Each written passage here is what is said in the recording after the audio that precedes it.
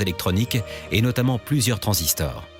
Cette évolution va de pair avec une augmentation de la capacité des mémoires ainsi que de la vitesse d'accès et de la fiabilité, ouvrant la voie à un phénomène dont les conséquences vont s'avérer révolutionnaires, celui des micro-ordinateurs.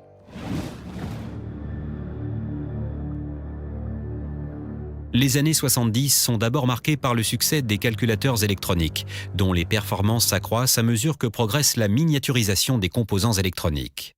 Des marques américaines comme Texas Instruments ou Hewlett-Packard proposent ainsi au fil des ans des modèles de plus en plus perfectionnés, destinés à la communauté scientifique, mais aussi au grand public.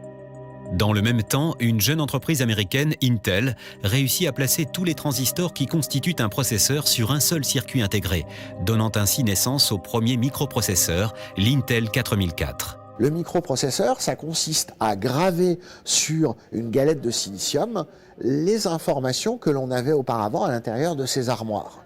Et c'est la grande étape de la miniaturisation, puisqu'on va pouvoir, sur une toute petite puce, graver l'équivalent d'une armoire.